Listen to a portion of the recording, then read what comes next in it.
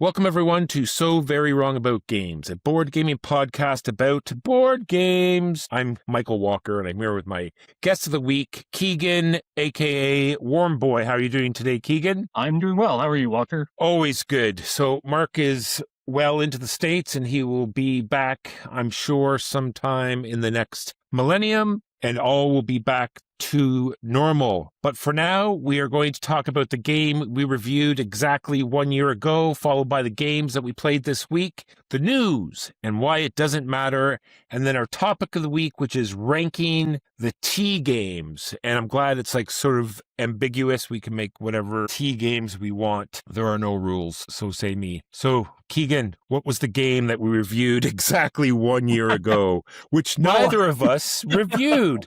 This was reviewed by Mark and Mark when I was away. Mark from Board Game Barrage. What did they review, Keegan? 1 year ago today, the game Captain Flip was reviewed. Yes, like you said, neither of us have actually played this game in person. No, but we did play a game.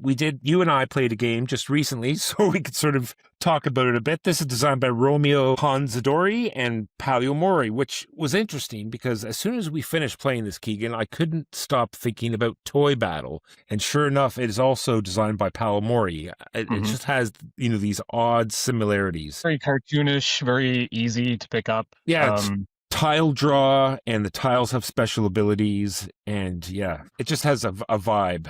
So what you're doing in Captain Flip, you're drawing a tile from the bag, and for its namesake is you need to decide whether you're going to play it to the lowest part of your grid, like in one of the columns, or are you going to flip it over and play the other side, which you have no idea what it is, because there are a plethora of tiles. I don't think there is any way you can sort of memorize what's on the back of other tiles, because there's so many variations. And it was fine. It was fine. I think it might be interesting if you played a few games back to back, just like trying out the different maps. Because every map has like different scoring conditions in the columns. The characters you use game to game are the same, but you get some variation in terms of like what happens when you finish a column, what's going to be giving you the coins that are your victory points. So for a game that took like 5 minutes, once you knew the rules, like just as kind of a filler, I don't think it's... For filler, it's fine. And I don't know, I dread more players, but then when you think about it, like you were saying, it's all simultaneous. Everyone can draw at once and put into the grid. There is 0 to no player interaction. There is an expansion that has just been either announced or released or something. I have not played it or looked into it, but I wonder if that adds any player interaction. We will see. There's a plethora of games like this, creating your own sort of columns and rows and different scoring conditions to move stuff around. So this is yet another iteration where you have to gamble to flip up a tile, because it's one of these where there is a particular type of tile that if you get 3 of them, you automatically lose, which is good and or bad. They're worth a lot of points, but as soon as you get 2, it sort of negates the whole premise of the game, because you are not going to flip another tile as soon as you're I would flip a tile. As soon as you're forced to put 2 into your thing. Yeah, I suppose. Push your luck. I would push it. All right. That is Captain Flip, the game we reviewed exactly 1 year ago. Now on to the games we played this week. Keegan, what did you play this week? I played a game by a little-known designer named Uwe Rosenberg called Fields of Arle. I don't know if you've heard of this guy. But it was one of the games that he's designed that I hadn't played, one of his big box farm games, and I found a copy recently-ish on a trip out of town in like a ding and dent section. The box is in rough shape, but the game components were fine, thankfully. In Fields of Arle, much like any other Uwe Rosenberg farm game, you are breeding animals, building buildings, collecting various farm resources. Just like Are there sheep? Are there sheep? There are sheep. And do you get to reproduce sheep? There is an animal breeding phase, yes. Well, that blows my mind. It would not be an Uwe Rosenberg game if there were not a point in the rule book that said in big bold letters, animals breeding phase. It's true. Yeah. That's how he starts, Ski. That's how he starts. That's how he starts, right? It's just an animal breeding phase, and then he goes from there and designs the rest of the game. I'm sure. I've got the core of the game down. Yeah, exactly. Then this one's going to be Tetris. This one's going to be card drafting. So it's a bit different from the other Uwe Rosenberg farming games in that it is only solo or 2 players, which I think is good because it was long enough that I would not want to play it probably with more than 2 players. But the game in this case is driven by a series of tracks. Each player has a token on all of these different tracks that represent your skill with various tools, so like axes or shovels. And then the worker placement spots alongside are like get X bricks or clay, where X is your shovel skill level. Go more in depth what tracks are, because I don't think we're going to talk about it for the rest of the show. No, we'll never talk about tracks again. One of the skill things is like, I think it's called the master workbench or something, and advancing on that track is how you advance on the other tracks. So it's a very important track. You got to track before you can track to go up the track. Yeah. Exactly. The thing that is kind of interesting about it, though, is that alternate rounds, you have access to half of the actions in the game. So there's a summer action section and a winter action section, and you alternate rounds going in summer to winter. At the end of summer, you need to do all of your like feeding and stuff like you would normally expect at a newer game, but you also need to collect peat to fuel yourself through the winter, or to provide warmth by burning the peat, I guess, through the winter. So yeah, it's kind of interesting. You get a lot of the stuff that you get in certain rounds either aren't useful for you until like the other type of round happens. So you've just like spent one of your limited actions and you get stuff that you can't do anything with at the moment. You have to wait. But then on the other hand, you can kind of just like get into a rhythm where you're producing the thing that you need now, and you've got the resources that you needed produced from the last type of round, just alternating back and forth. And then there's a whole other mechanism where you're buying carts to like upgrade these resources into even better things. But the game boils down to advancing on tracks that will allow you to more efficiently convert resources into other resources. Yeah, this game has continuously stayed on like the BGG top ranking system. People tend to like it. I've always wanted to try it. Seen it many times. Yeah, I did give it a solo play on one of the online board gaming sites. That had it on there. It's Yukata that has it, so we haven't really played on there for a while, but turns out they have it and they have the solo mode, so I gave it another shot solo, and it was a lot faster, both because it wasn't my first game, I guess, and also the UI was handling a lot of things for me, but I prefer his other big box farming games. Yeah, I wonder if you want to do something more complex, but realized it would take too long and therefore cut it down to 2 players. Who knows? Yeah, I think the expansion to that adds a 3rd player, so maybe if I find it on sale, I'll pick up the expansion at some point, but I don't know that I would play it with 3 players, even with the expansion permitting it. All right, that is Fields of Arle by Uwe Rosenberg. I'm going to talk about a game very quickly because we're going to talk about it a lot next week. And this is called Lunar Rush, designed by Steven Skippy Brown and put out by Dead Alive Games. And we're also going to stream this on the 14th of February because there's going to be a new crowdfunding for it. They have a big expansion where everyone's going to have player-specific powers, and I've already talked about it already, but every time I play Lunar Rush, I enjoy it. It has this very interesting sort of timing mechanism where you get free resources that you have to ship to the moon so you can convert them into better resources, and you don't have to pay for them. You take as much as you want, except they have to be able to fit on the ship that you've drafted that turn, and so you've spent victory points to get pick of a ship, and it's either going to be slow, medium, or fast, and that will really dictate how many resources you can put on this ship and more workers. And so they go up to the moon. You get to upgrade all your worker spots up there that convert these resources. You get these gold buildings that are ridiculous, that do crazy things, and it's a game that just moves along at a great pace. There's all these different sort of market boards, because not only do you have to ship the raw resources up to the moon, but you also have to bring back the refined resources, and whoever gets to the market first will probably get more money depending on which market board you've decided to play with, and figuring out those ships. And it's just an all-around very interesting game. So definitely check out the stream, check out the crowdfunding coming up. And I know you've played it once. What was your feeling of Lunar Rush when you played it? I was just thinking to myself, we did play this game, and I have forgotten 90+% of this game.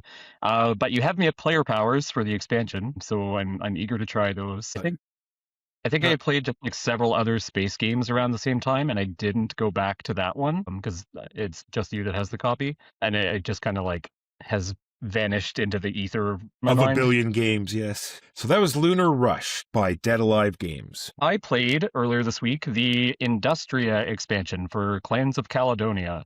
It's been a while since I had played Clans of Caledonia at all, and the expansion just released, so was happy to get that back to the table. Have you played Clans of Caledonia recently, Walker, to remember? Not overly recently, but within the last year and a half, I have. Yeah, I definitely can remember. It's very much a a Gaia project / people do Terra compare it a lot Mystica. to Terra Mystica. Yeah. So in Clans of Caledonia, it's pretty. All the themes and mechanisms are pretty standard. You're like a farmer putting out cows, putting out sheep, putting out workers to like collect wood, collect stone, various things.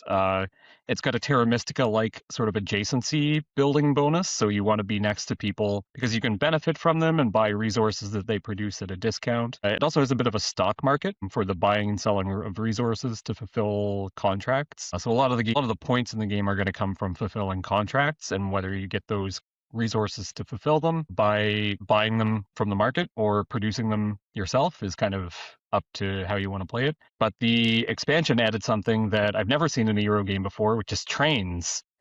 Like the ones that ride on the tracks? Yeah, exactly. There are tracks. No, wait. That's surprising they haven't, utilized that theme before. Yeah, they've kind of combined two things, like the farming and the trains together at last. So what the trains add is it's a separate board, and you get a little train piece on it. And then once per round, you can move your train to an adjacent location and perform sort of like a special contract fulfillment or a special delivery of advanced resources. In exchange for that, you get a pretty powerful action, usually. So instead of just fulfilling contracts for points, these are kind of like a second kind of contract that you can do to get big bonus actions. It's like you move no matter what every turn? No, you have the choice to move once per round, and Gotcha. wherever you land, you have the option of fulfilling one of the contracts at that spot. Oh, I see. Okay, so it does matter where you go. Is it only one space you can move, or is there an option to go further? It's very branching. You can move up to 2 spaces, and the tracks kind of like spider web off into different paths. So do you feel as though this is a game that needed an expansion? Because No. I remember it was quite it was well, okay, all right. Well, that covers that. Clans of Caledonia. No, I think Clans is a great self-contained game. Like the one thing that I would probably just say is worth getting the expansion for, even if you don't want to use it, because it's a modular expansion. There's a few other little things here and there, but just more factions. So if you've played Clans a lot and you just want some refreshing player powers, some new stuff, then it adds quite a few new player. I think there's more new factions in the expansion than there were in the entire base game. Oh, nice. And most of them are playable with just the base game. You don't need to include the other, like the train module, or there's like one other small complaint I think people had about Clans compared to something like Terra Mystica is that there's a little bit of randomness, unlike Terra Mystica, in that the contracts are random as they come out. So there's kind of like a new board you can use where you can like see exactly what contracts are going to be coming out in what round for the whole game if you want to get really into like planning five rounds in advance. Wow. Okay, yeah. But yeah, I don't know that I would definitely not call the expansion necessary. And I think it does make it a bit harder to teach because we did a full teach for some folks that hadn't played the base game even, and they kind of just ignored the trains. So I think it does add a little bit of like weirdness that doesn't quite gel with the rest of the game. And do you think that directly reflected in the scores? Can someone still play regular Clans and still... Yeah. Okay. Well, perhaps if I hadn't gone as hard on only trains all the time as I did in that game, it would have been different. But I came last place, and I have definitely played the most games of Clans of Caledonia. All right. Not that I'm great at it, but I think the one brand new player came second and really didn't interact with trains at all. They just had a really solid strategy with like the base Clans of Caledonia setup. They were playing a brand new faction that I've never seen before. I don't know if that had much of an impact. They just played a good game. Nice. All right, that is Clans of Caledonia by Juma Al-JouJou, published by Karma Games. Now, I played sort of like a different version of an older game called Star Realms. This is Star Trek Star Realms. And we went right into a expansion for it, which is the Borg invasion. So regular Star Realms did have like cards that you could, like sort of side cards you could play co-op, and we played that way fairly regularly. But this is like a full co-op expansion, right? So it's the Borg. You decide on the difficulty level, so you're going against either a sphere or a cube or something bigger. And so the first time we played, we just did the intro sphere, and then about halfway through we realized we're doing some things wrong, and we thought it was a little easy, so we went right up to the cube, started the second game, and it was much, much harder, but it's very interesting. Star Realms is it's a deck building type game where it has this line of cards that you get to buy from. And I like this style of game because you just create pools. You don't have to worry about, well, this card gives me 3, so I have to buy something with it first and then generate more money. Everything just goes into a giant pool, money and attacks. So you can just, you can divvy up your damage however you like. You can buy cards however you like. It doesn't, bog down in rules that way. How the Borg one works is that the main ship moves along the line of cards that are available to purchase, and it will assimilate them and increase its attack power. And there's also a bunch of Borg drones mixed in with the cards that come up on that line, and whenever it's your turn and one is drawn, it goes into your play area and it will start assimilating cards out of your discard pile. And when one comes out, it's like, do you have any cards that cost 1? Then assimilate it, and then 2 build up, then they get more and more. Luckily, like I said, you can just divide up attacks. They're easy to kill, but it's one thing that if you're not putting damage on the Borg ship, you have to make sure these drones are getting cut down pretty quickly. So as they're coming out, you're losing your more powerful cards. Yeah, you're losing. You're less powerful cards. Like I said, only 1 cost cards first, and then 2 cost cards, and then. Right. I wonder if that's a good way to thin your deck immediately. Maybe. Just leave a level 1 around long enough to get rid of some of your worst starter cards. Yeah, well, as soon as they assimilate 1, they are gone. They don't stay there and continuously assimilate them, right? So it's like 1 will come out and it's like, do you have any 1s? No, then it stays there, and then a second will come out. Do you have any 2s? And then it'll keep getting higher until it starts stealing your big cards. But you don't want it to steal your cards because the Borg main ship is going to be attacking every turn, and the more cards it has, the higher the attack, and it could get out of hand very quickly. Luckily, we still beat it down, and it has the same sort of, anyone who's played Star Realms knows it has all the factions, Klingon and Romulans, and it does an interesting sort of shield system for the Borg too. How anyone who's watched the show knows, they, as soon as you start shooting at them, they generate this shield that you can no longer hurt them, and you have to, modulate your phasers.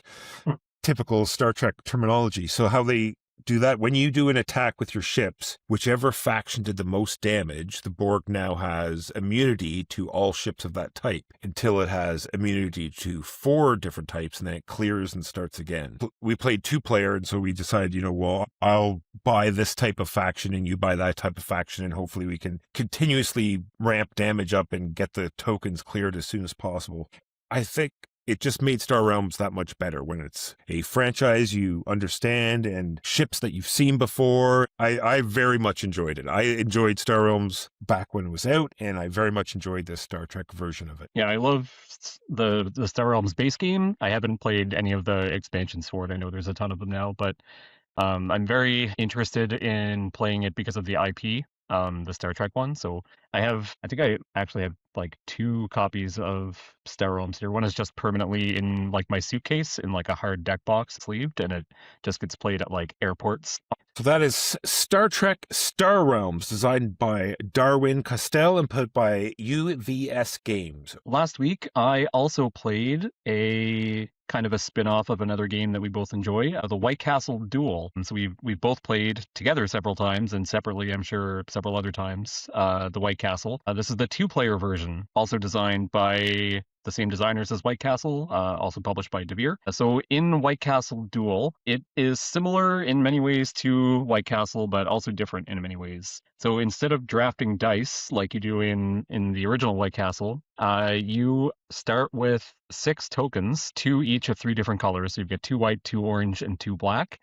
On your turn, you place a token out onto the board, covering a spot that also has a color. So a bunch of the original starting spaces on the board, they're going to be either white, black, or orange. Whatever you cover, you run one of your now 3 lantern rows and collect all the resources that are associated with that color. So I'm placing on my turn, I take my orange token, put it onto a black space. I look at Wait, it's not a die? No, there's no dice. No more dice workers? What? No more dice workers. You've just got Unacceptable. 6 tokens.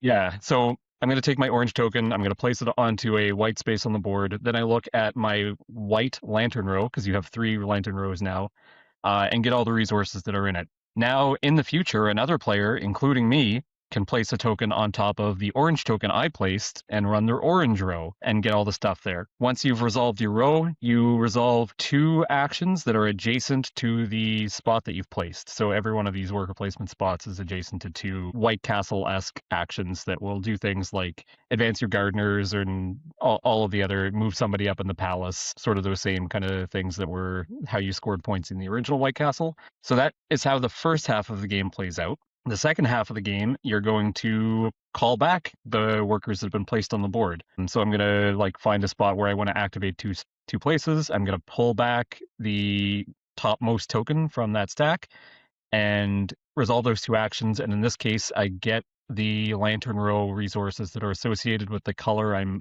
pulling back. So you end up playing out 12 turns as opposed to the 9 in the original White Castle, but it's only 2 players, so it's still pretty quick. After this game, because the person I played it with, we had played it prior, and we just kind of wanted to give it another shot and see if our feelings had changed. I think we both agreed that we'd rather just play regular White Castle at 2 players. It's still a fun game. We just both prefer the original to this one. I think the dice is something that I like a lot more in the first one, because you have to like consider a cost in placing, not just like, am I allowed to place here or not? But you have to say, like, do I have the money to be able to like take this really low value die that's all that's left and place it in a spot that's going to cost me like $5 to activate? So there's less of a trade-off, less to consider there in terms of, do I take the weaker die but get the benefit for taking the weaker die, right? Yeah. Oh yeah. There's no cost to be paid or anything. It did kind of give the same kind of brain burny, crunchy vibe where you're like, I only have a few actions. How can I maximize and combo out as hard as I can? So it was still a good game, but I would prefer the original White Castle or the White Castle Matcha expansion. I think I would probably just always rather play that at 2 players than play the dual version. Yeah, so for those who haven't played White Castle, it's very interesting where you have this tableau that's just filled with all sorts of different meeples, and then you're taking actions that are going to populate another board with those meeples, and as you take them off your board, you get benefits, and as they go on the other board, you're sort of ramping up multipliers for endgame scoring. It's a very interesting game. I definitely, if you have a chance to play it, I would. At some point, we should try to play the duel just so you can be exposed to it. Does it have that same feel of emptying your tableau and populating the other? Emptying your tableau, like, what do you mean? Well, like in White Castle, where you're removing all the meeples to uncover stuff. And oh yeah, so you the scoring works a little bit differently. One of them is just advancing along a track. And then there's one of the types of worker kind of scores similarly to the samurai, where you score based on having people in a specific area. The one thing that's new is that there is kind of a set collection element with one of the scorings, where you can collect. I think it's like 2 different colors of koi, maybe 2 different colors of something. There's like a white one and a blue one, and at the end of the game, your score is the multiplier of the 2 product. So if you get like 3 white tokens, 2 blue tokens, I get 6 points for that. The other thing I will mention that's a little bit interesting is you are collecting cards just like the regular White Castle, where you can collect them and they'll potentially like give you some sort of improvements later. But some of these cards you collect, they're not doing anything for you, and then you have to essentially activate them by flipping them over with another new action that enables them to be counted towards scoring for various things. So it's a little bit more busy work to get your scoring online compared to the original White Castle, I think, is maybe another reason that I don't prefer it. All right, and that is White Castle Duel. Lastly for me, I played a game called Natera, A New Beginning. This is designed by Eric Fugue, Hugo Tremblay-Ledoux, and published by Horizon Games. And I mostly played it this week because, for whatever reason, it was popping up as ads on my computer all week. I'm not sure why, but anyway, it was a crowdfunding that I got. I had only played it once. I had wanted to get back to it. And it's a bunch of anthropomorphic animals. And it's a giant deck. It very much gives me the Sweetlands feel, where you're bringing in these cards and you can burn them for resources or use them in different ways. And you're creating this tableau while you're placing out workers in this city that has like a central area that has medium actions, and then 4 side city areas that have 3 different tiered, and just the first tier are available at first. And every time you go to one of these sections, you go up this track. So place worker, go up the track. It's something you have to remember. It's one of those things that no one ever remembers, but as you go up the track, as soon as you get to a certain level, you're going to reveal the tier 2 and then the tier 3, and only the people that have made it up those advancements can use those worker spaces. So I thought that was kind of interesting. And then there's all sorts of, like I said, effects on different cards, ones that let you do actions. All these fancy workers, you can power them up with energy and they give you different actions. I'm not sure what the actual name of them were. I've forgotten now, but then has very much sort of what we just talked about in White Castle. You have your little board and you have a whole bunch of house meeples that you can put out on the action spaces that when anyone ever takes them, including you get the same sort of benefit that they would get from going there. And then you have these 3 achievement flags that you're going to get that you could put on the board depending on there's 4 that you get for getting to the top of each of those tracks. And then there's a row of random achievements that you're going to get, like get all your houses out or whatever. And then on top of that, you have this whole tech tree that you get to place little actual trees out. You're actually growing a little tree and you follow these little paths and you get all sorts of bonuses there. I think it's a game that flows very well. It has that sort of Gaia project where you go until everyone passes. So the better engine you have of generating things to do, the more things you're going to get done. And then it therefore devolves in the last turn, much like those games do, where you're just burning everything to eke out those last points in your last turns. So it very much slowed down. It only lasted 4 turns. So like the first 2 turns flew by, but turns 3 and 4, man, did it slow down. But still, everyone seemed to enjoy it. They do want to play it again, so that's always a good sign. Art is amazing, very cartoony, anthropomorphic animals. What's the complexity or like the weight of the game? I would say high mid-euro. Okay. I wasn't sure if it was going to be kind of like a family-ish game. No. Like the rules you were describing made it seem a little bit heavier, but the amount of symbology is too high for it to be a family game. Like I said, there's all sorts of things that you manipulate yourself on those tracks. There's lots of going up and down those tracks other than just placing your worker in that area and going up. There's a lot of cards that the cost is to go back down those tracks because, it's very much, trying to stay up. Because whoever's highest also gets to be leader of that area of the city and they get benefits as well. There's income cards that you're collecting. There's a lot to it. And I'm glad I got it back to the table. Yeah, I'd be interested to try that one myself. Sounds like something I'd be into. Yeah, maybe we'll stream it. We have our schedule set up for quite a while, but we'll try to squeeze that in soon. So Natera, New Beginning, the news and why it doesn't matter. So the people at Board Game Barrage were very nice to send me a copy of Mythwind a couple years ago. And so I've played that a couple of times. I did get it out this week to play it again because there's a new crowdfunding out for it where they're going to add 2 new characters you can play. Mythwind is what sort of spurned on this cozy game sort of genre. It's sort of very much a sort of cooperative to solo experience where you're playing like a farmer or a merchant or a crafter, and you do your little crafting, you manipulate your board and you improve the city, and you go through this little story deck where these forest sprites are helping you, and it's all very, calming and nice. And I enjoyed my plays of it. And there's, 4 different characters come in the base game now. They're going to introduce 2 more, and I do want to play through a couple of characters because they seem interesting. Mythwind, check it out. There's plenty of videos that you can watch to see how it's played. From me, something that I found on the internet just recently is a recently announced expansion to Codenames, or several expansions, in fact. So CGE has just done kind of a brand refresh for Codenames, new art, and following on the heels of that, they've announced, I think it's 2 expansions for base Codenames and 1 expansion for Codenames Pictures. I think essentially there's like no new mechanisms, it's just more words. Stuff. And they're all, pictures? Yeah, there's like a sci-fi expansion and a fantasy expansion. And it looks like they're just going to be kind of like themed booster packs that you can buy to add in. Like maybe if you're a sci-fi fan, you buy the sci-fi one, or who knows, maybe they'll start adding in other things like they've done franchises before for standalone games. If they sell well, I'm sure Codenames makes a lot of sales. Yeah. They do like money. Codenames train for life. All right, just since we're talking about expansions, I didn't write this in, but Knarr, one of my favorite sort of Viking, very quick to play, easy to teach card games, is getting an expansion as well. So that was good news. My other crowdfunding news was two designers that I hate, Casper Lapp and Reiner Knizia. Hate them both. They have a crowdfunding. I don't know why anyone would get this with the two of them in it. Reiner Knizia has designed a game called Gold Country, and Casper Lapp has designed a game called Totally Human. And I'm totally backing both those games. I think Gold Country is a retheme of an older game. Reimplementation? Reimplementation, yeah. I don't know. Reiner Knizia never does that. It was probably a Beowulf game. Next for me, I want to talk about one of my favorite games. Sagrada is getting a new edition. So kind of a facelift, just new box art, new card art. Does seem like there's going to be a few minor rules tweaks as well.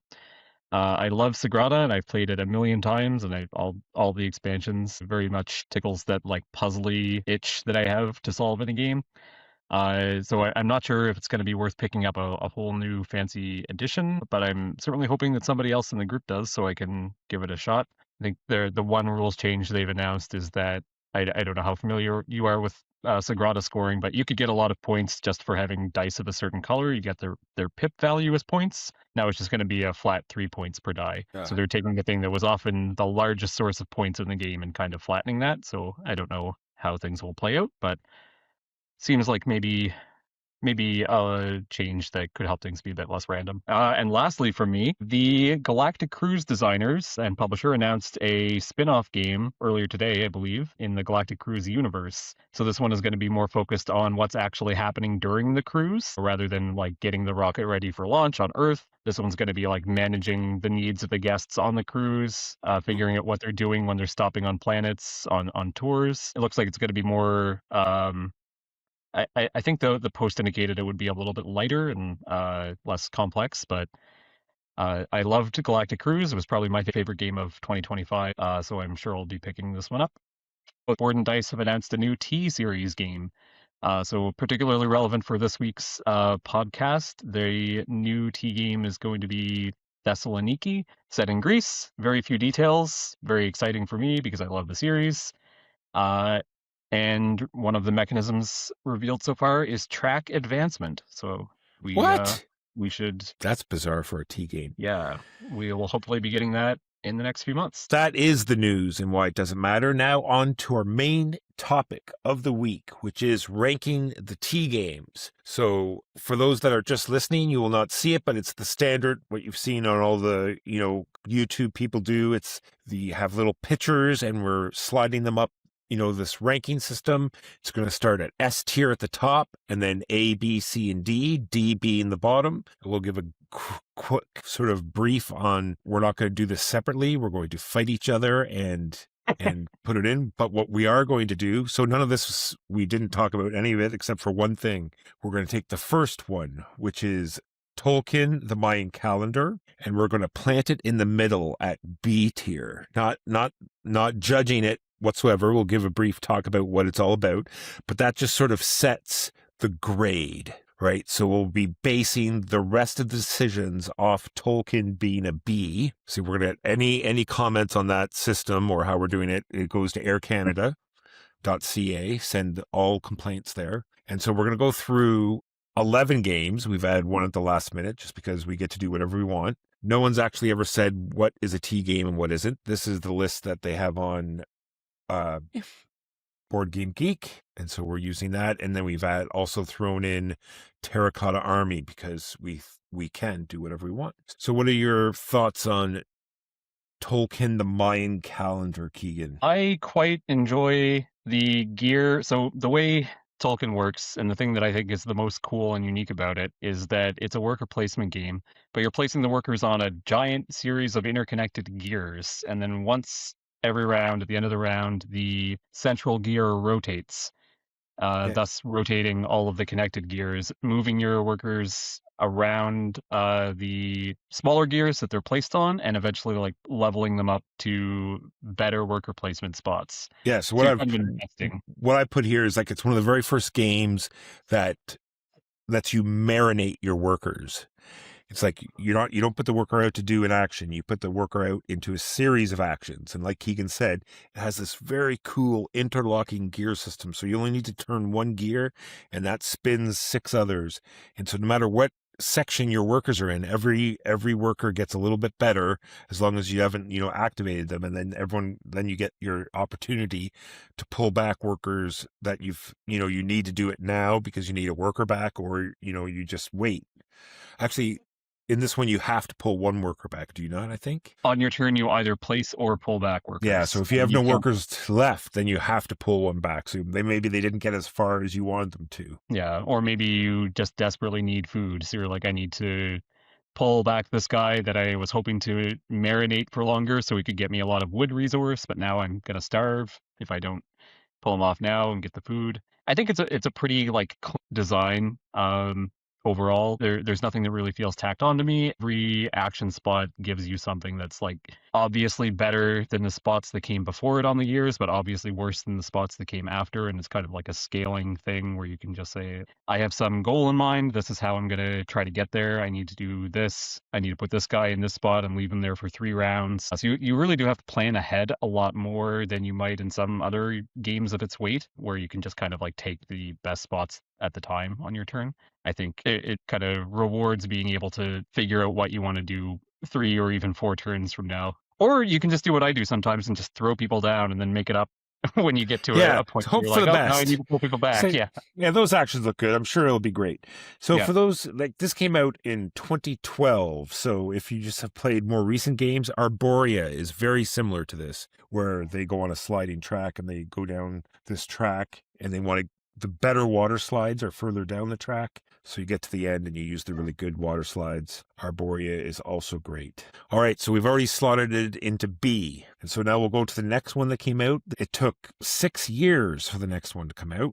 This is Teotihuacan, City of the Gods. And this game, I wasn't the first to introduce it by far, but it uses my favorite thing, which is dice as workers. And you are moving your workers around this giant rondel of gathering resources and doing actions. And this sort of starts what I feel is in a lot of T games.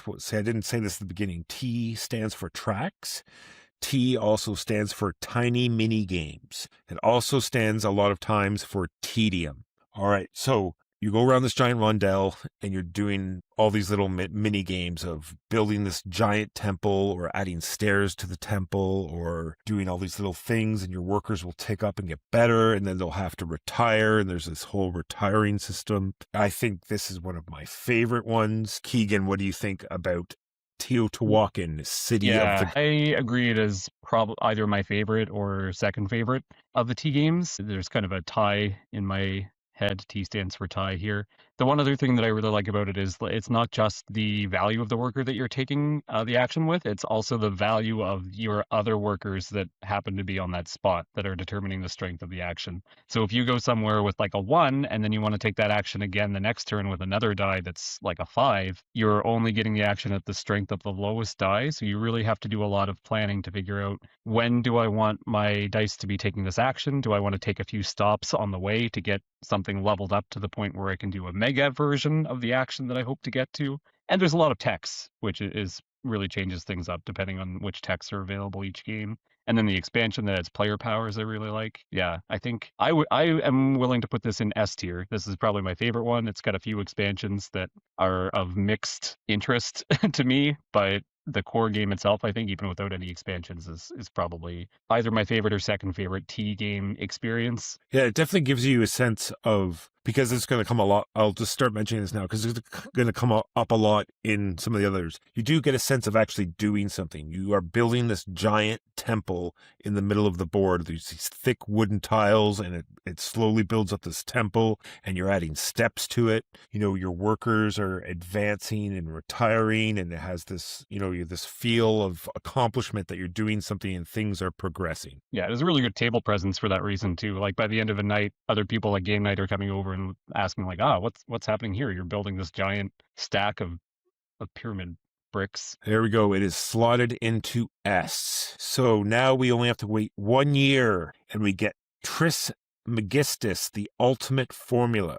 And this, they introduced dice drafting. So it has this system where you're rolling a whole bunch of dice into the center. They're sort of divided into symbols that are the same. And as you draft the dice out, the color of the die matters. It's either red or white. And then how many dice are in the pool when you draft it is going to tell you power of that action. That part of the game was interesting. The rest of the game was not. For me, I can understand people enjoy Trismegistus. I am not one of them. I had no sense of why I was doing any of this, no sense of, an end goal or, working towards anything. It was just a whole bunch of stuff happening, and I didn't think it tied together whatsoever. I would not ever seek out to play this again. I will defend it a little bit from some of those arguments and say that I think you do get some direction as to what you want to kind of be working towards with like that big mega thing that you're trying to build. You're trying to build the Philosopher's Stone on your board, but you also have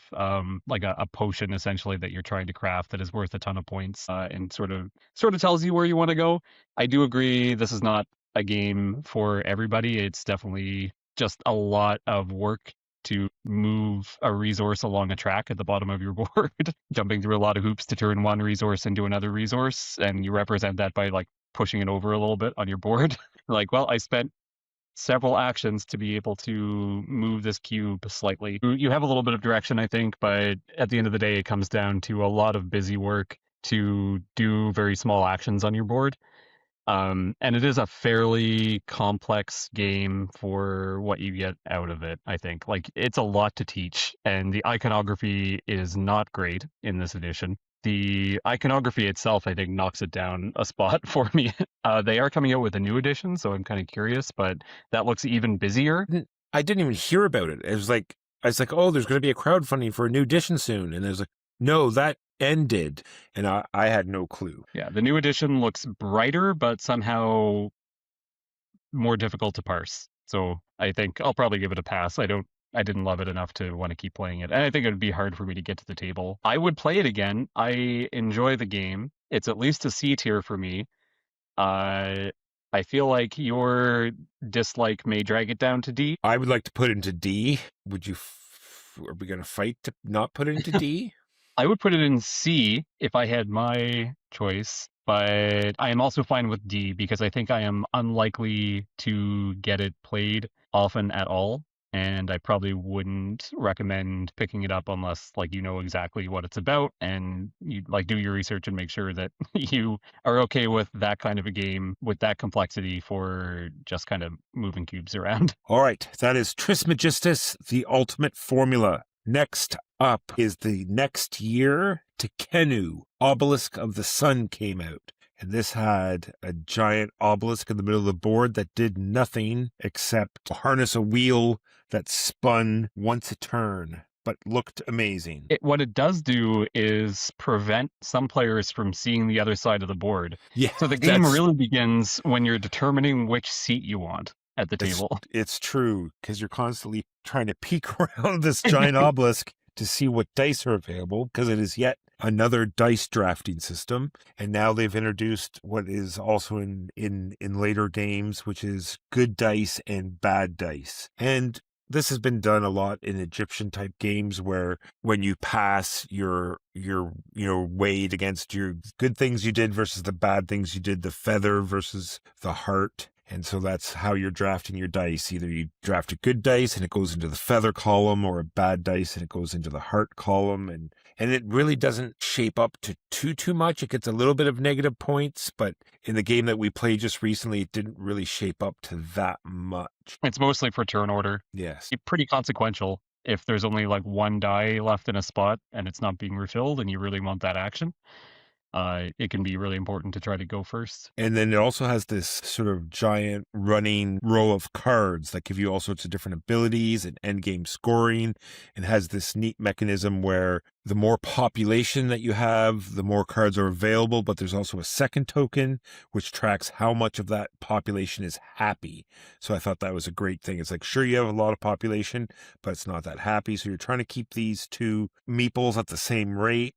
That's kind of neat. Like I said, lots of different mini games. You're building statues in different places and building houses for the workers and building monuments and all sorts of things going on. Yeah, it is a lot of mini games, but I think the game itself works pretty well. Like everything is kind of tied together in some way to like some other action usually. So like there's an action that you take to like get the cards, but in order to have advanced far enough with your like population or your happiness marker to get the cards, you have to have done a different action. So it's not just like totally self-contained mini games, I guess. In order to build the temple, you need to spend a lot of stone, but the stone you get from doing other things with one of the other actions. So it's kind of a bunch of connected mini games.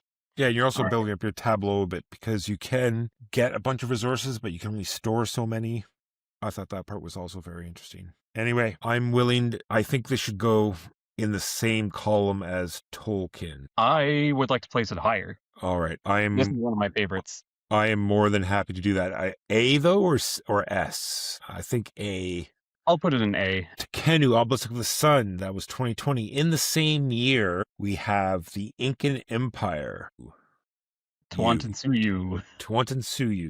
It's a good way to get your game sold, is to give it names that are very hard to pronounce and find on any sort of search engine.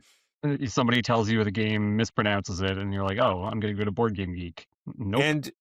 And we just streamed this, so if you want to hear random outbreaks of rage and hate-filled, and this is not even by me. This is not, I didn't say anything.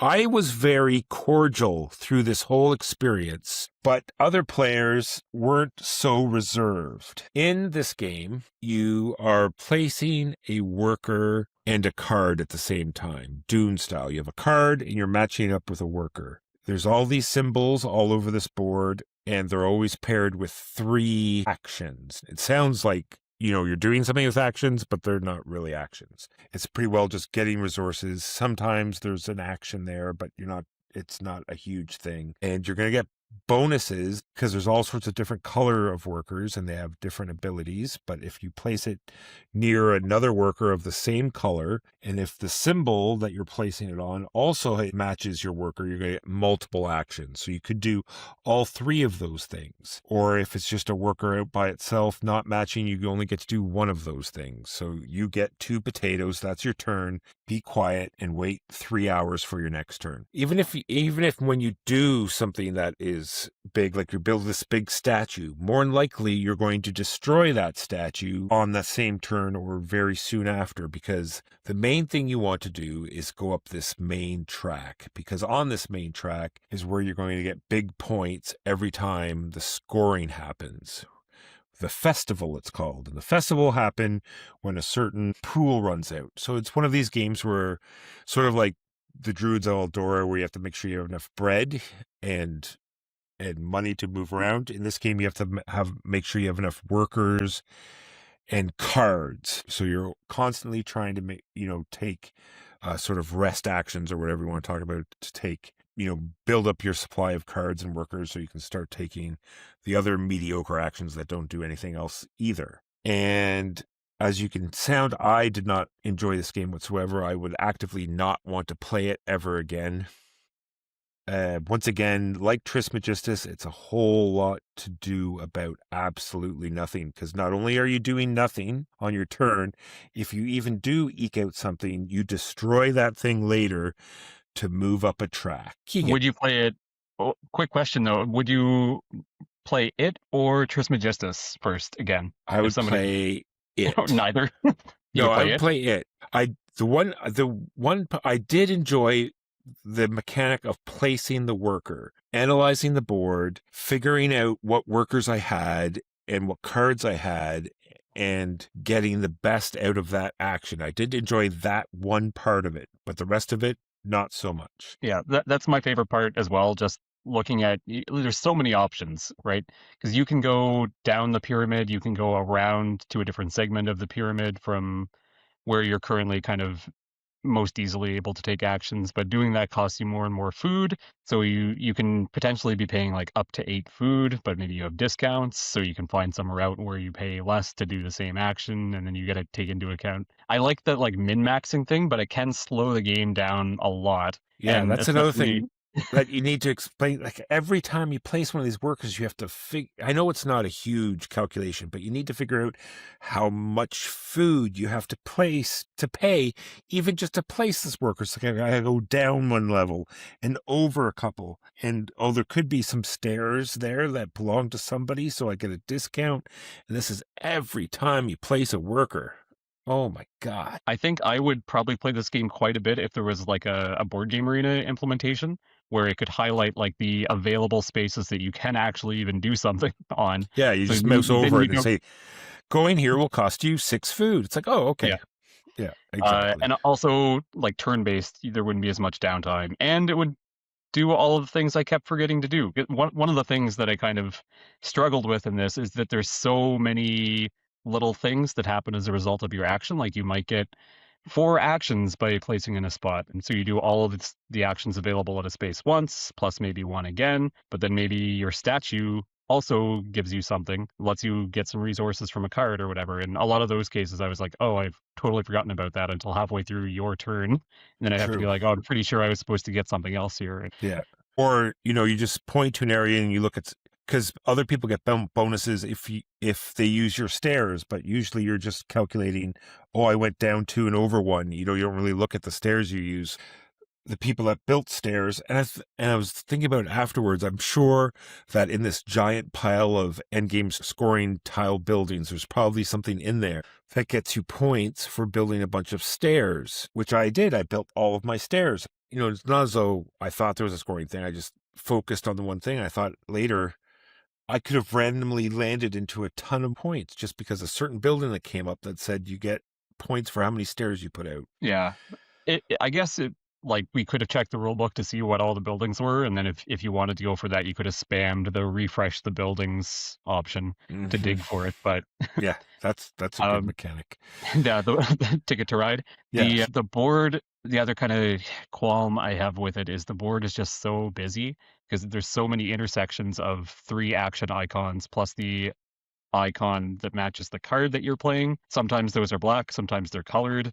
There's just a lot visually to try to parse on your turn, to the point where like on a few turns I was just saying like, I want to do this action with this symbol, like can we find it? Like I need a squiggly symbol that gives me potatoes. Exactly. I want to do stone and this action that uses that stone. I need them together, and it's got to be on a triangle. Like help me find it so I don't spend 5 minutes. And that's the other thing. It's like I found it, but then somebody else took it. Anyway, the other thing I did like, it's going to come up in the next game, and that is the sort of random timing of the scoring opportunity, right? There's like when something happens, that's when the scoring happens. And this was, at the end of your turn, you could buy more workers for some. And when that pool ran out, like I said, would trigger the festival. And in the game coming up, it has same sort of random type scoring thing. But anyway, let's get moving.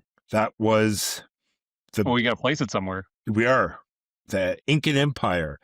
I would you put it like in... you asked, right? You said I would play this over Trismegistus, so we could put this in at a C. I would allow that. I will put it in C then, if we can make that decision or agreement to put it in C. There's a lot of things about the game that I like, and that just kind of like fit with my interests in games, but it is not for everybody. We have Tabanusi, the Builders of This was more dice worker placement. Well, yeah, no, it was more draft. Yeah, the dice aren't your workers in this. It was one. more The like dice yeah, it's more like dice drafting in a way, I suppose, because you'd have like sort of 2 workers that kind of traveled together. Your very first turn, you'd plant them down, and depending on the dice that you drafted, the smaller would go to that number, and that would dictate the action you would take on your next turn. So yeah, like you mentioned, the action selection, I think, is probably one of the most interesting parts about this game. When you are picking your die, that die is both going to become a resource for you and determine where you must take your next turn's action. So every turn you're also having to decide like what you want to commit to be your next round. So you have to have that plan ready when you go into your turn. And then, yeah, the values on the dice don't matter at all after you've moved your guy to where you're going to be taking next turn's action, and they just represent a resource of that color. And all of the actions that you're doing in this mostly are in service of building out buildings onto the board, onto these little square areas that have various bonuses on them. A lot of the resources you collect you'll use to spend on building houses of various sizes, claiming them, flowing water to them to increase how many points they score, building gardens adjacent to them also to increase their scoring. And it's also got kind of a player driven as opposed to fixed number of rounds when a scoring will happen. Because every time you're taking a die, you're removing it from one section of the game board.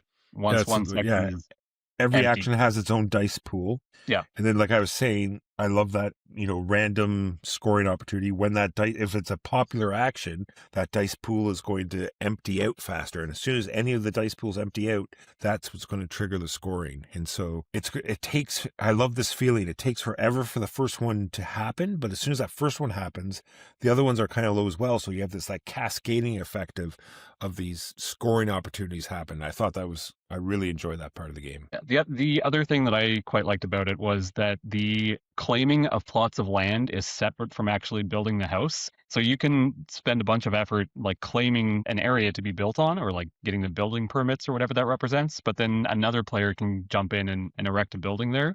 The trade-off is that makes it a lot cheaper for them to build, but you get a bunch of benefits for it. So it's interesting. Like, do you want to just be the person that's setting up all the other players to get points, but you get a lot of stuff yourself for it? Yeah, I have that written in here because I definitely want to talk about that because, like I said, there is a little bit of, some people might call that sniping, but the balance that they did here where, sure, someone's taken the plots of lands that you reserved, but the benefit you get from that is practically equal to what you would get from actually building the buildings. And I thought they did a great job of balancing that out and introducing that sort of player interaction there. I thought it was... Yeah, so on the whole, what do you think of this? I think we both quite like it. Yeah, I very much like it. This is one I'm going to keep for sure. I have it and I'm keeping it. I would put it in the A tier for sure. I would as well. Yeah, it's so hard, right? It's yet another sort of difficult teach where Tukenu, City of the Gods, is a much easier teach and flows so well, where these other ones are great to play, but are such a bear to teach. I think it does have a lot of iconography. Like every space that you can build on is like yet another icon that you need to explain what the benefit is going to be. I think it's the most interactive probably of all of them. So I think it gets some bonus points there because for all intents and purposes, a lot of the other ones are just multiplayer solitaire. Yeah, a bunch of mini games as well. Same thing. You got this sort of sideboard where you're, going on ships and stuff, and it's just like... Yeah, and then there's a ziggurat that you can work on up at the top. It's all over the place. That one actually enables endgame scoring though, so that's a little bit less of a mini game than the others, but yeah. All right, we've put that in the A rank, so it's the second from the top. Next up, we have 1 year later.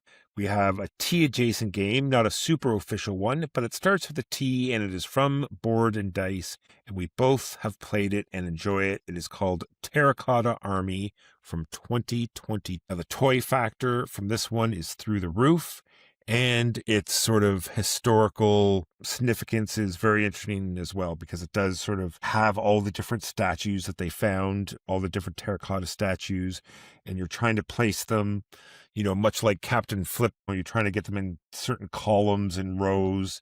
It has been quite a while since I played it. It was sent away, unfortunately.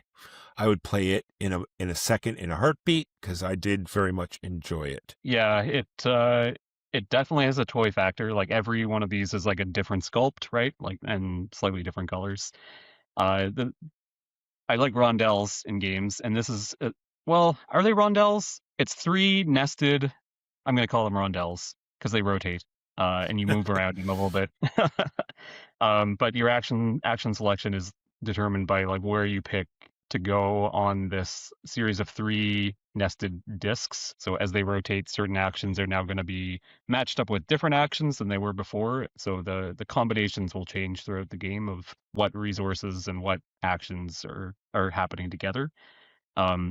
I do remember quite liking it. I don't remember a ton of the details. Yeah, it's slowly flooding back. It was quite a while ago. that we played it, but it is all floating back. Now, do you remember they had that cool mechanic of having wet Wet clay clay, versus yep, dry dry clay? clay. Remember? And I you're was like, just thinking of that myself. yeah, I remember that. And That you can was, only like carry over certain kinds of it, and then you yeah. have to like hydrate your clay. Yeah, If I found and someone that had a copy of this, I would ask to play it for sure. yeah, I might pick it up again. Just it's the only one on this list. Well, except for one that I don't have, and yeah, I have played it a few times and I really enjoyed it both times. I'm surprised they haven't done an expansion for it. So, where are we going? The question is, where are we going to throw the Terracotta Army? I do not I believe it I belongs in C. no, I'd put it in B. I definitely put I it don't in know if I'd go B. for A, but at No, least a B. definitely a B. Like I said, I don't remember it as well as the others because we just threw this on the list like a minute or two before we started Yeah. recording. Yeah, and I did not want to. I thought about it, but I didn't have time to go through the whole rule book to try to remember what it was all about. In the same year, the next one, same year, 2022, a game called Tileton came out. And this also had a very interesting dice drafting system. Same sort of thing. You would draft a die and you would get as many resources as the pips and the color of the die, and you would do where you drafted it from would be the action that you were taking, and what you were doing in Tiletum, you'd actually travel across, France and Europe, building churches. So it definitely made you feel as though you were doing something. It showed you where the scoring opportunities were going to be. Like you had to have either a trading post or your main meeple in a certain city on a certain turn, or else you didn't score. So it was this race to either get there or get there early and build a trading house, or a race to get there on the turn that the scoring was going to happen. Had this whole player tableau where you're renting out apartments and filling the apartments with people to get benefits and stuff there. That was kind of odd, but still fulfilling and interesting. Once again, this is one of the ones I very much enjoyed playing. What are your thoughts on Tiletum? Yeah, agreed. I really like the action selection mechanism in this. Just to add a little bit more context to that, when you take a die for wherever it's at, for whatever action it's at, the number of times you take the action is the opposite side of the die from the resource side. So you're always getting 7 things. So either some combination of actions or resources. If you take a 1 resource, you get 6 actions from the space you take it at. So it's kind of looking for like, okay, I want to do this thing 3 times. I want to move 3 times on my turn. Can I do that and also do that with a die that gets me, at least like 2 more of the gray resource or something like that I need to build a church there the next turn. I thought the moving around the board, kind of a little bit of like Concordia vibes, moving around building houses. Just I always think of it for some reason, but the scoring is pretty cool where you're like trying to race and be able to like either get yourself to a spot just in the nick of time to be able to score the thing for the round is kind of fun. Yeah, I would put this maybe S. This is one of my favorites. I S or think A. so. I'm going to put an S because it's one I've kept and continuously want to play. The expansion for it was very good. I can't remember too much about it. It's called, I don't remember its name, is like City of Silver or some such Yeah, thing. you get to build churches in a silver mine. So many games to play, so little time. Tiletum goes into S with Teotihuacan, City of the Gods. Next up, we have a game called Tianxia. I'm going to let you talk about this mostly because I, for the life of me, can't. I remember some of it, but not a lot of it. Yeah, this is the one that I've probably actually played the least as well. I've only played it, I think, a couple of times. I remember it giving me like some Great Wall vibes where you're like building up resistance to, I'm assuming it would be the Mongols coming down. Yeah, just raiding nomadic groups. Yes, and so you're The building nomads. walls and it was one of these things where I don't want to build homes here because they're about to be raided, and I remember it being acceptable. I remember not hating it. Yeah, so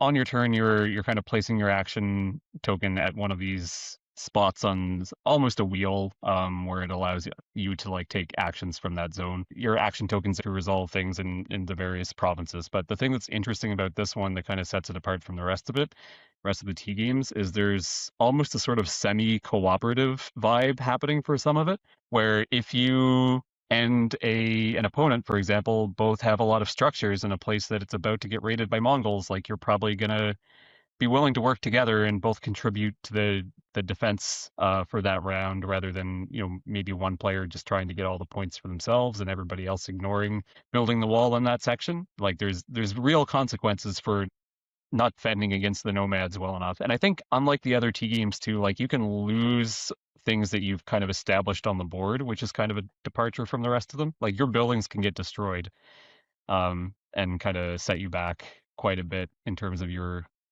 game. Yeah. It's apparently forgettable for me. Yeah, that's what I mean. When I'm looking at where we're going to put it, I think we're going to have to put this at a C.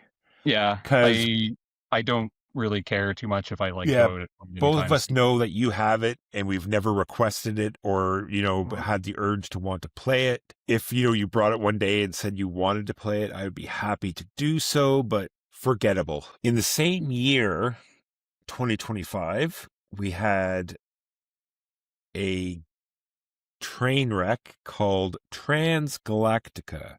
I say train wreck mostly because the rule book was so bad that I think this is why it lost so much of its momentum and just did not get to many people or get to the table so the rule book was so bad they've put out like a second edition, which is almost, I want to say completely different, but very different than the one that came in the box.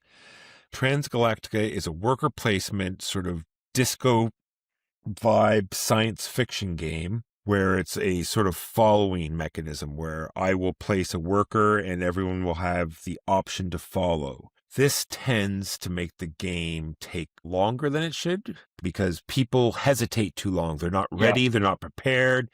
Because there's no way for them to know what action you're about to take. It's like, I was about to say exactly the same thing. Yeah. It's like, oh, you've taken this action. Well, now I got to think about how can I utilize that action? Is it worth me using one of my workers, which is semi-vital?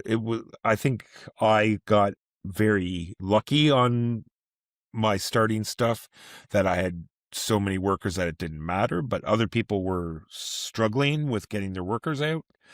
And so, wasting a worker, like I said, it's something you need to think about, and therefore it really bogged the game down. It was a lot of, okay, I'm doing this action. Do you want to follow? And it was like, I have like one big worker left. I have my small worker. Can't do with the small worker here or whatever. Or I need to save my big worker for something else. Yeah, a lot of suddenly having to make a decision on not your turn that can really bog things down. Yeah, exactly what you said. It's another game where it's very unclear where your end game points are going to come from. Like from the first play, at least, after you've played it a couple times, it's going to be obvious, but it was very unclear in the game we played where the points were going to come from.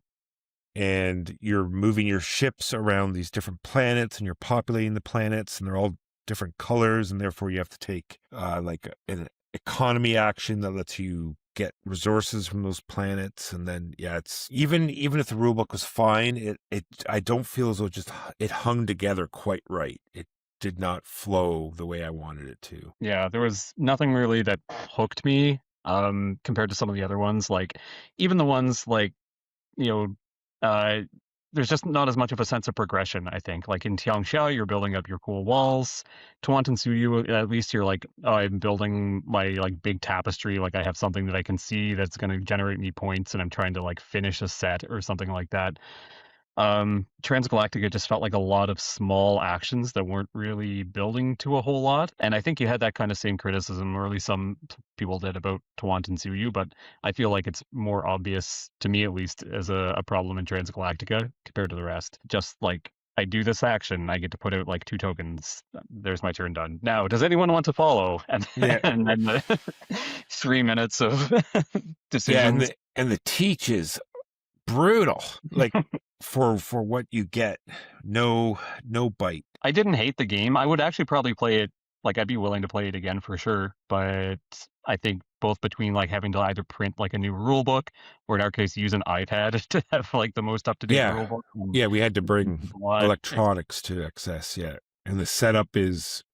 Oh, I'd be willing to put it in C, but I think it's going to end up in D on the power of walkers. No, I'm willing to put it like That's the sad part, right? Because Mark had taught it the first time we played it. And so I didn't really read the rule book. And now with this, and then when I read the new rule book the second time, I was actually excited to play it. It looked like there was something there, but it just did not flush out in the play. I'm willing to put that into C. All right, C it is. I am willing to play it again. Last And one. now, lastly, we have a game called Thabai. Came out in the same year, last year, 2025. There's a lot going on in Thabai. There's a game called Spyrim that was out a very long time ago, and it was a grid of cards, and you were placing workers between these cards to do the actions around it. And Thabai is sort of the same.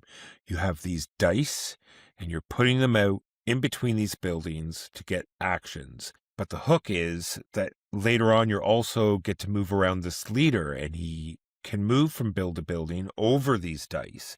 So you're creating pathways with these dice, and you get to do the actions with them.